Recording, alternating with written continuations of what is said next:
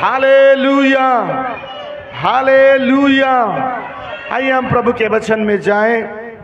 सब लोग शास्त्र को खोलिए, वचन को खोलें।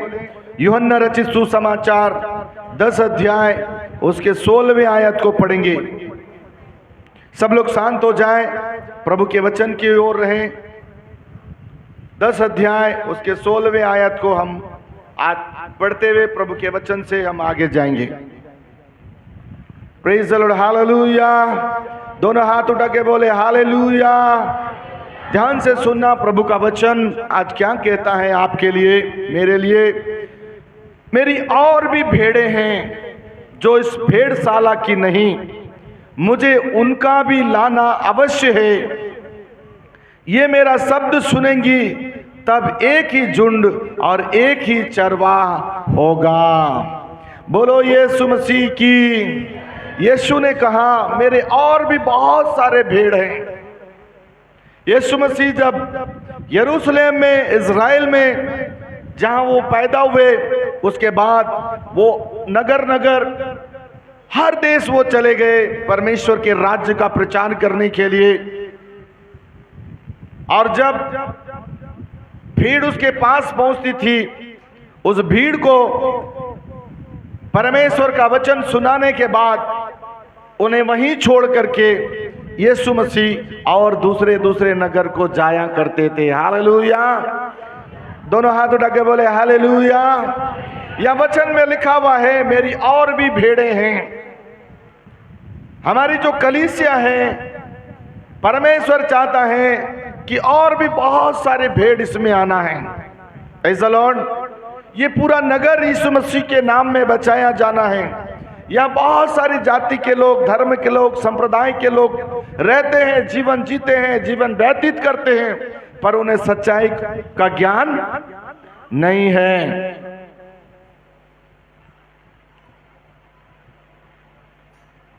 उन्हें सच्चाई का ज्ञान नहीं है, वे सच्चाई नहीं जानते। वे अपने पुरखाओं की साथ में पीढ़ी पीढ़ी से चले आने वाले उस परंपरा में ही अपना जीवन को व्यतीत कर रहे हैं और उसी में जी रहे हैं, उसी में वे अंतिम हो जा रहे हैं और नरक के रास्ते में चले जा रहे हैं। हालेलुया। लेकिन वचन में लिखा हुआ है मेरी और भी बहुत सारी भेड़ें हैं। और यीशु मसीह उन 99 को छोड़ करके, वो 99 जो उसके साथ थे उसको छोड़ करके एक भेड़ जो भटक गया है उसको खोजने के लिए निकला कि उसको भी वो ढूंढ कर ला करके उस भेड़शाला के भेड़ों के साथ में क्या करे, इकट्ठा करे। Hallelujah, hallelujah. परमेश्वर ने भी यहाँ बहुत सारी जगह को खाली रखा है। आप पीछे पलट कर देखिए, आगे देखे, दाएं देखे, बाएं देखे, चर्च में बहुत सारी जगह खाली है। इसका मतलब यह है कि और भी भेड़े जो प्रभु यीशु मसीह के चुने हैं, जो प्रभु यीशु मसीह के द्वारा बुलाए गए हैं, वो भेड़ों का इस भेड़शाला में आना अनिवार्य है। Praise the Lord, hallelujah. वो भेड़ें कैसे आएंगी?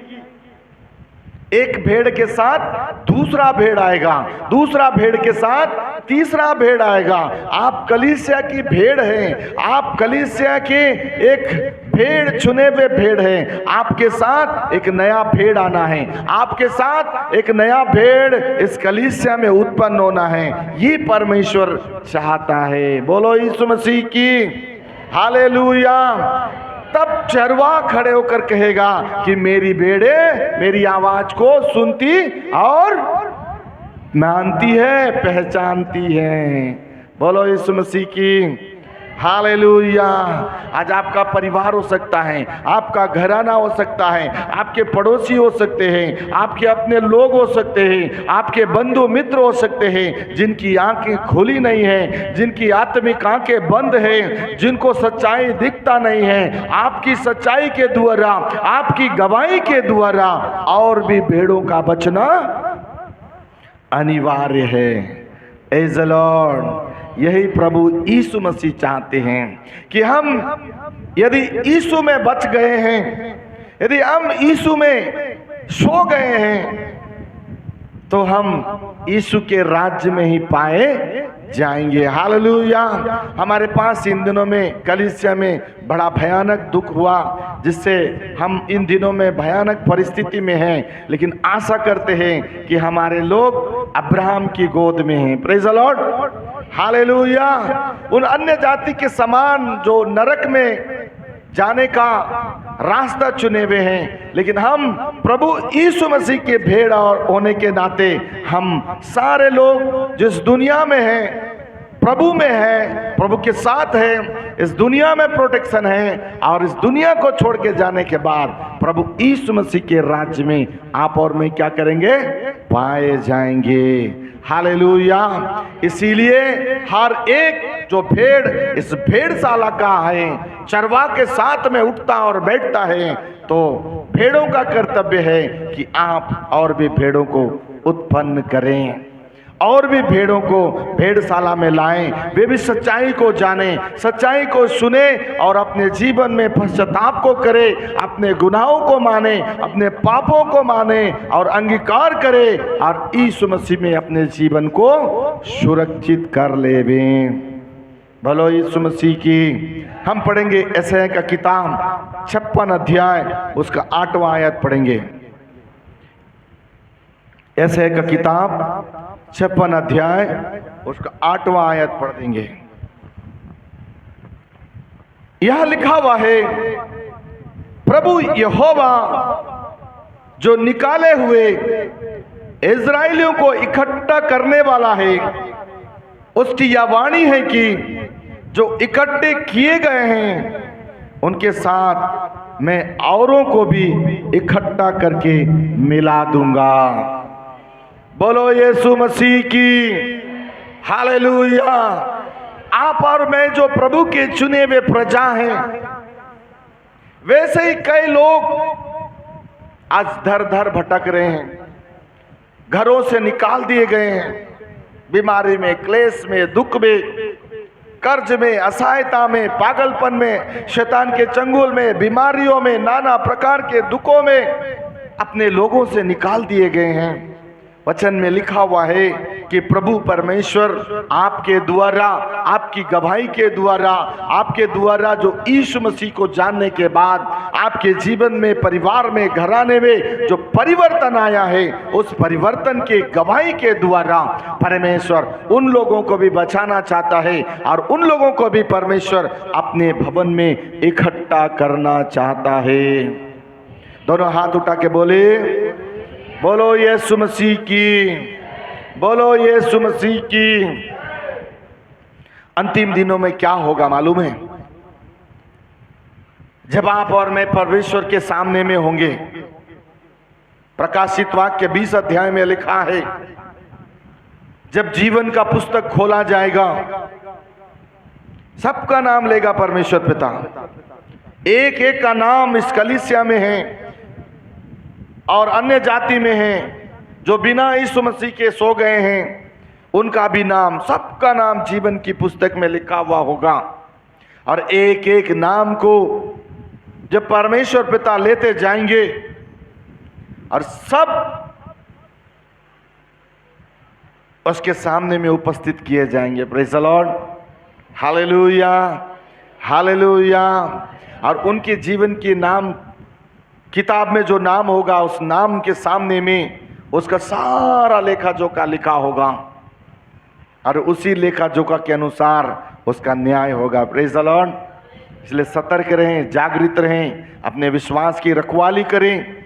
कई लोग आएंगे भरमाने वाले, कई लोग आएंगे भटकाने वाले, कई लोग आएंगे। आप जब खुशियां होंगी तो आपको नाना प्रकार के चीज़ों के साथ में आपके साथ आनंद करने के लिए कई लोग आएंगे, दुखित होंगे, कई लोग आएंगे आपके विश्वास को भटकाएंगे, आपको सच्चाई से भरमाएंगे, सच्चाई से आपको बहुत दूर ले जाने का प्रयास करेंगे, आपको बहुत सारी ताड़ना देने का प्रयास करेंगे। लेकिन वचन में लिखा हुआ है कि उसने आपको भेड़शाला में इकट्ठा किया है कि न्याय के दिनों में भी आप भेड़शाला के भेड़ के रूप में ही परमेश्वर के सामने में पाए जाएं। बोलो यीशु मसीह की। दोनों हाथ उठा के बोले हालेलुया। हम पढ़ेंगे प्रेरितों का काम 10 अध्याय उसका 34वां पद और 35वां पद पढ़ेंगे, पढ़ देंगे। प्रेरितों का काम 10 अध्याय उसका 34 और 35वां आयत को हम पढ़ देंगे।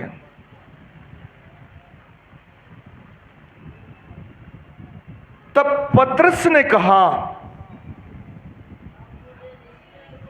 अब मुझे निश्चय हुआ कि परमेश्वर किसी का पक्ष नहीं करता, वरन हर जाति में जो उससे डरता और धर्म के काम करता है वहां उसे भाता है। बोलो यीशु मसीह की। क्या लिखा है, बहुत सुंदर बात। पतरस अपने उपदेश में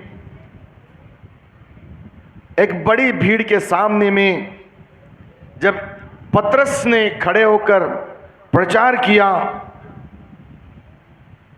पतरस आपके जैसा मेरे जैसा डरपोक, उसे डरपोक ही कहा गया है।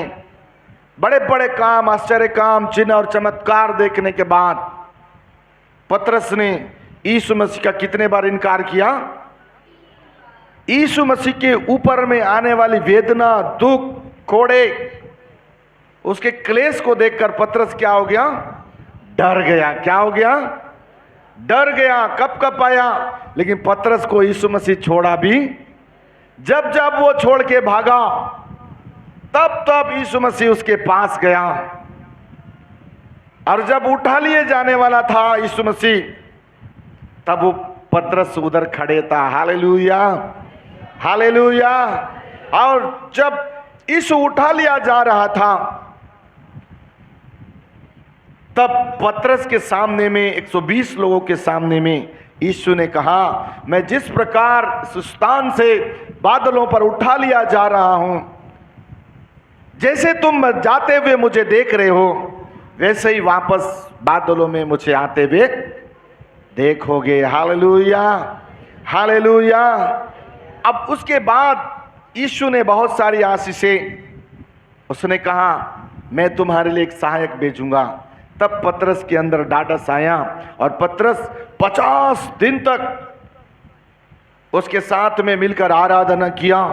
और 50वें दिन जब परमेश्वर का आत्मा उन 120 लोगों के साथ में पतरस को भी मिला, और पतरस उस अभिषेक, उस सामर्थ को पाने के बाद क्या प्रचार कर रहा है, अब मुझे निश्चय हुआ है। बोलो यीशु मसीह की, जोर से बोलो हालेलुया। क्या बोल रहा है, अब मुझे निश्चय हुआ है कि परमेश्वर किसी का पक्षपात नहीं करता, चाहे वो किसी भी धर्म का हो, चाहे वो किसी भी जाति का हो, चाहे वो किसी भी संप्रदाय का हो। जो यीशु मसीह के काम पर और यीशु मसीह के ऊपर यीशु मसीह प्रभु है करके विश्वास करता है, उसको वो बहुत प्यार करता है, उसको बाता है बोल के लिखा है। हालेलुया। हम किसी भी धर्म के हो, किसी भी जाति के हो, किसी भी संप्रदाय के लोग हों, वचन में लिखा है कि आप और मैं यीशु मसीह पर विश्वास करने के कारण से हम यीशु मसीह को बाने वाले लोग हैं। एक बार जोर से बोलो हालेलुया।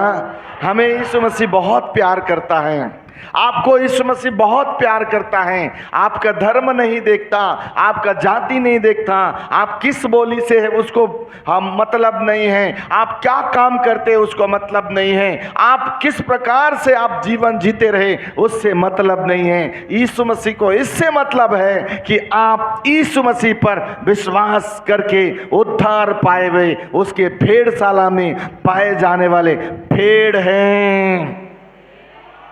बोलो यीशु मसीह की, बोलो यीशु मसीह की। जब आप यीशु मसीह की भेड़ हैं तो आप अपने जीते जी इस दुनिया में यीशु मसीह के पास पहुंचने से पहले एक ना एक भेड़ को उत्पन्न करना आपका कर्तव्य है। बोलो यीशु मसीह की, बोलो यीशु मसीह की, बोलो यीशु मसीह की। Hallelujah, hallelujah. हम पढ़ेंगे यूहन्ना रचित सुसमाचार 11 अध्याय उसका 52 पद पढ़ेंगे।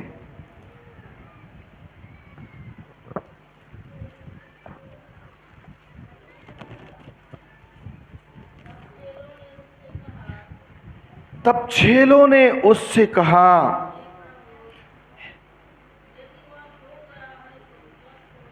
11 अध्याय 52 पद मैं आपके लिए पढ़ देता हूं।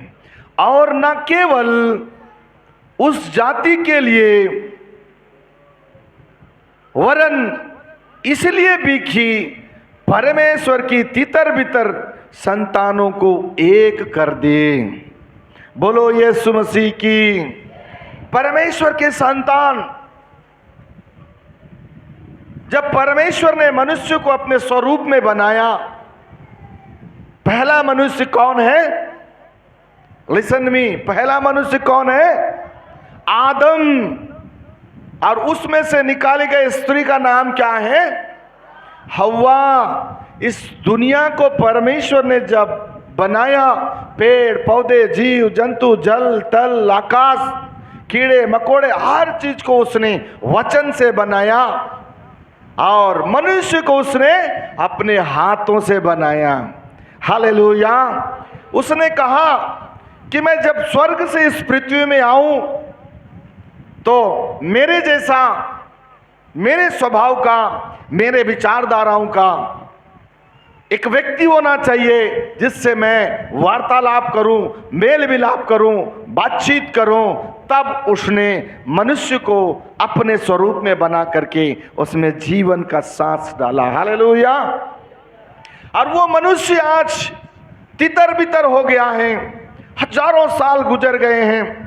यीशु मसीह आकर के आज 2024 साल हो गया है। इस 2024 साल में भी कई मनुष्य आज तितर बितर होकर के जीवन जी रहे हैं। अहम में, घमंड में, ईर्ष्या में, नाना प्रकार की नशीली चीजों में, व्यभिचार में, बुराई में, लत में, नाना प्रकार की हत्याओं में, मोहमाया में तितर बितर होकर के जी रहे हैं। वचन साफ कह रहा है कि परमेश्वर उनको भी इकट्ठा करना चाहता है। हालेलुया। किनके द्वारा? आपके द्वारा। आप इस भेड़शाला के भेड़ हैं। आपके कई मित्र होंगे, आपके कई व्यापारी संगी दोस्त होंगे, आपके कई हालेलुया परिवार के लोग होंगे, घराने के लोग होंगे, आपके जॉब में आपके लोग होंगे, आपके काम में जाने वाला स्थान में होंगे। आप जो काम करते हैं वहां पर भी अन्य जाति के लोग होंगे जो तितर बितर होकर जी रहे हैं। वचन साफ कह रहा है उसको परमेश्वर आपके द्वारा इकट्ठा करना चाहता है। हालेलुया।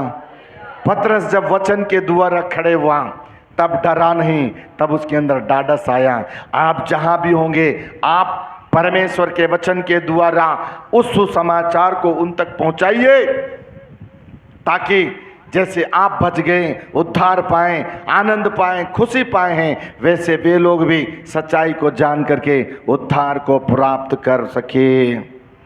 बोलो यीशु मसीह की। एक और वचन पढ़ेंगे, इफिसियों का पत्री 11 अध्याय उसका 19वां आयत पढ़ देंगे। इफिसियों का पत्री 11 अध्याय उसका 19वां आयत पढ़ेंगे।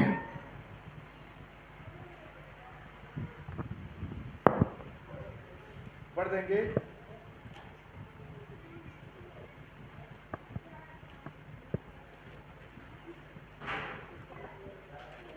एक अध्याय 19 पद, एक अध्याय 19 पद, सॉरी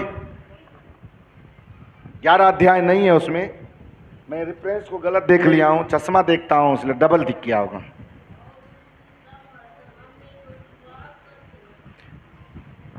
हाँ पढ़ दीजिएगा।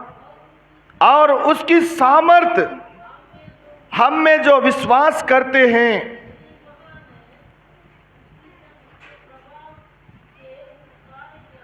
कितनी महान है, उसकी शक्ति के प्रभाव के उस कार्य के अनुसार। हालेलुया। दोनों हाथ उठा के बोले हालेलुया। इफिसियों का पत्री 1 अध्याय उसका 19वें आयत में लिखा है, और उसकी सामर्थ में हम में जो विश्वास करते हैं कितनी महान है। हम और आप इस भेड़शाला के भेड़ हैं। परमेश्वर ने आप भेड़ों के अंदर में जो सामर्थ्य रखा है, जो शक्ति रखा है, उसका नाम है पवित्र आत्मा। हालेलुया। जिस प्रकार हम आईने में अपने फेस को देखते हैं और अपने फेस को देखने के बाद कहाँ क्रीम लगा हुआ है, कहाँ ज़्यादा लगा है, कहाँ कम लगा है, कहाँ गड्ढा है, कहाँ चिकना है, कहाँ पर क्या है, हम अपने फेस को देखते हैं। देखते हैं कि नहीं देखते हैं? देखते हैं कि नहीं देखते हैं? और थोड़ी देर के बाद भूल जाते हैं। भूलते हैं कि नहीं भूलते हैं मेरे प्रिय भाई लोग? भूल जाते हैं। अब हमें क्या स्मरण रहता है कि अब हमें पार्टी स्मरण रहता है, विवाह स्मरण रहता है, मार्केट स्मरण रहता है, किसी के घर में हमें बैठने का स्मरण रहता है। हम अपने फेस वैल्यू को क्या करते हैं? भूल जाते हैं। हालेलुया।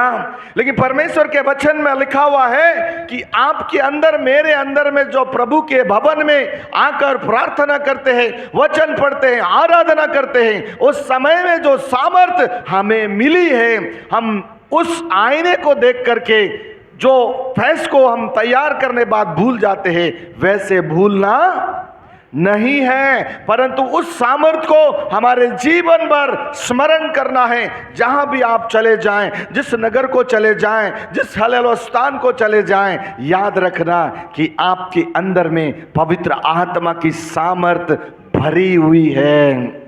वो किसी भी समय, कभी भी, कहीं भी आपसे बातचीत करके आपको इस्तेमाल कर सकती है। Hallelujah, hallelujah. काना नगर में एक शादी रहा, वहां यीशु गया और यीशु के साथ कितने चेले थे? कितने चेले थे? पूरा चेले उसके साथ थे। और चेले किसके साथ थे? एक सामर्थी प्रभु के जन के साथ में थे। और वो प्रभु के जन के शब्द के ऊपर उसके चेले डिफरेंट रहे। हालेलुया।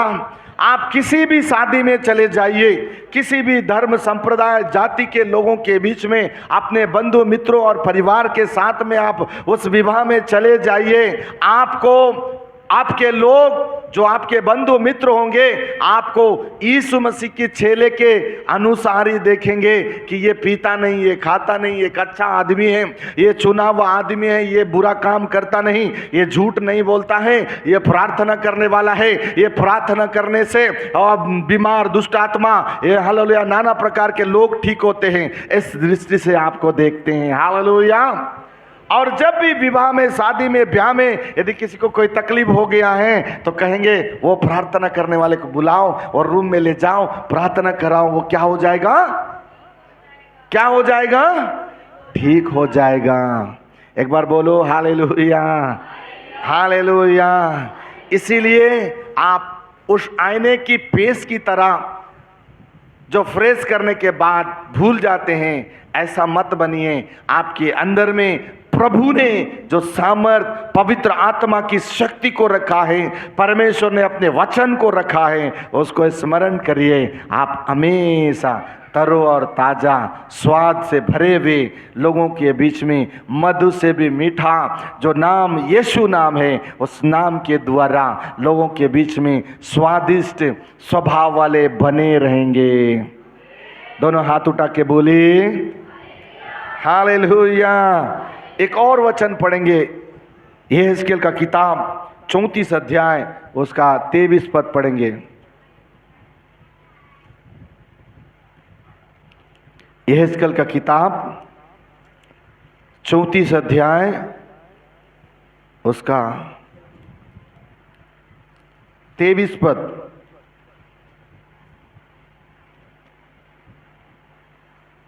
पढ़ दीजिएगा, मैं आपके लिए पढ़ देता हूं, ध्यान से सुनना। मैं उन पर ऐसा एक चरवाहा ठहराऊंगा जो उनकी चरवाही करेगा। वह मेरा दास दाऊद होगा, वही उनको चराएगा और वही उनका चरवाहा होगा। बोलो यीशु मसीह की हालेलुया। मैंने क्या खिलाया आपको? परमेश्वर का वचन। मैंने आपको चराया है कि मेरी बेड़े स्वस्थ रहे, चंगे रहे, आशीषित रहे। मेरे बेड़े गलत रास्ते में ना जाएं, बुरा काम ना करें, व्यभिचार में ना जाएं, बुरी संगति में ना जाएं, गाली गलौच में ना जाएं, लड़ाई झगड़ा में ना जाएं। मेरी बेड़े कैसा रहे? स्वस्थ रहे, भले रहे, चंगे रहे। मेरे बेड़े 6 दिन काम करे, सोमवार, मंगलवार, बुधवार, गुरुवार, शुक्रवार, शनिवार, और 7वें दिन मेरे भेड़े कहां रहे? भेड़शाला में। बोलो यीशु मसीह की। कहां रहे मेरे बेड़े? कहां रहना जवान लोग? भेड़शाला में। भेड़शाला का गेट बंद होने के बाद यदि वो भेड़शाला के गेट में पहुंचेगा तो चरवा उसको घुसाएगा। 1 बार घुसाएगा, 2 बार घुसाएगा, तीसरे बार जरूर उसको सुधारने का रास्ता निकालेगा। हालेलुया। बोलो यीशु मसीह की हालेलुया। यदि खुदा ने मुझे आपका चरवा ठहराया है और मैं खुदा के संदेश को आप तक लाता हूं, वो आपके स्वास्थ्य के लिए है, आपके जीवन के लिए है, आपके छुटकारे के लिए है, आपके बढ़ने के लिए है, आपके जीवन में, परिवार में आशीषों के लिए है, तो भेड़ों को उसका पालन करना चाहिए कि नहीं करना चाहिए? दोनों हाथ उठा के बताएं, करना चाहिए कि नहीं करना चाहिए?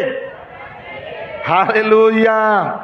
हम पढ़ेंगे इसी का 37 अध्याय, इसका 24वां पद पढ़ेंगे। मैं तुमको जातियों में से ले लूंगा। नहीं,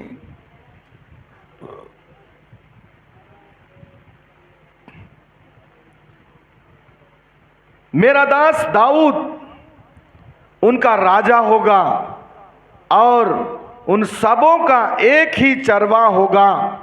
वे मेरे नियमों पर चलेंगे और मेरी विधियों को मानकर उनके अनुसार चलेंगे। हालेलुया।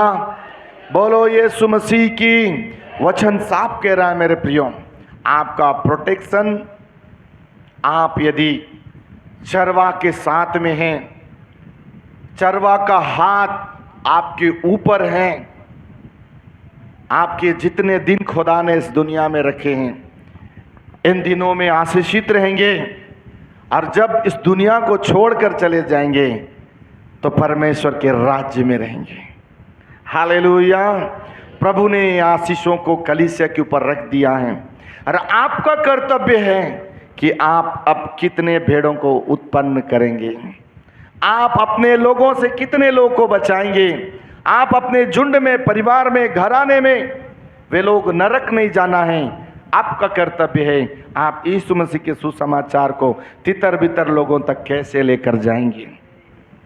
प्रभु इन वचनों के द्वारा आशीष देवे। सब बोले आमीन।